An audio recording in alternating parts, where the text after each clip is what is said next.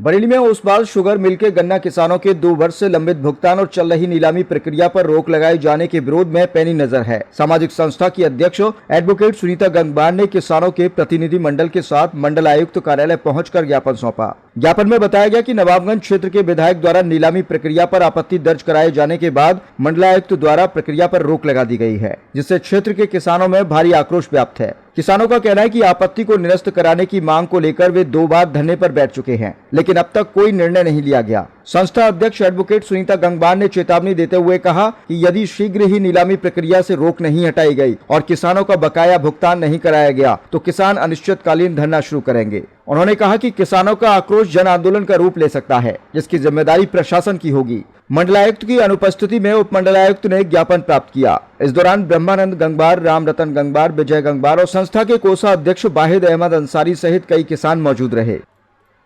ये नवाबगंज ओसवाल गन्ना मिल जो है, जिसने 2 साल से किसानों का भुगतान नहीं दिया है और समय लगभग 3 साल हो चुके हैं और तमाम 2 सालों से धरने प्रदर्शन वहाँ चल रहे हैं। उसके बावजूद भी जो है कोई ध्यान नहीं दे रहा है और किसानों का पेमेंट नहीं।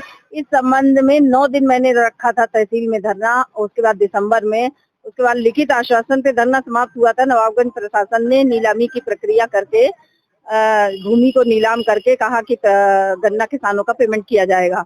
वो प्रक्रिया में लग भी गए, लेकिन उसके बाद वहाँ के क्षेत्रीय विधायक जी ने जाकर एक निराधार आपत्ति लगाकर मंडल आयुक्त को कि किसान की वो मिल की भूमि जो है सस्ते में जा रही है। आखिर उन्हें क्या लेना देना था सस्ते में या महंगे से, जबकि नीलामी प्रक्रिया सर्किल रेट से ऊपर में हुई थी, इसलिए वो संवैधानिक रूप से गलत नहीं थी। लेकिन उसके बाद भी उसमें आपत्ति दर्ज करके उन्होंने किसानों का पैसा रोक दिया। मंडल आयुक्त ने उस पर तत्काल संज्ञान लेते हुए रोक लगा दी प्रक्रिया पर और ये रोक 22 जनवरी को नीलामी हुई थी और 25 जनवरी को ये रोक लगा दी गई। तब से अब तक को रोक लगी हुई है, कोई उस पर कार्यवाही नहीं हुई कि वो आखिर उसमें क्या वैलिड पॉइंट था। तो इस संबंध में मैं 2 बार धरना दे चुकी हूँ। ये 27 अप्रैल को भी दिया किसानों ने धरना और उसके बाद 18 तारीख को कि मंडल आयुक्त आए नवाबगंज तहसील और किसानों से संवाद करें, उन्हें बताएं कि ये रोक क्यों लगाई गई है और किसानों का भुगतान कैसे होगा।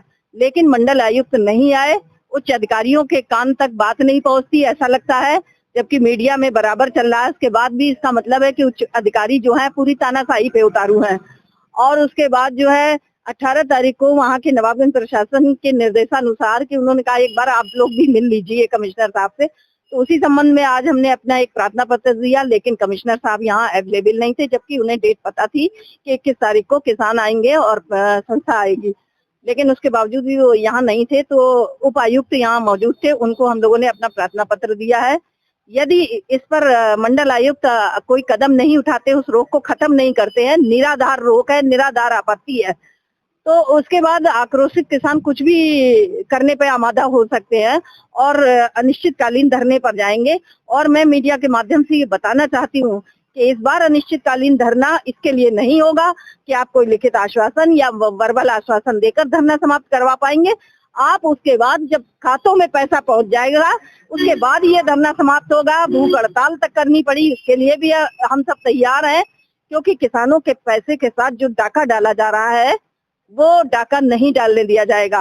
तो इसके लिए ये बात अधिकारी अच्छी तरह से समझ लें कि किसानों के पैसे को रोकने का अर्थ क्या होता है।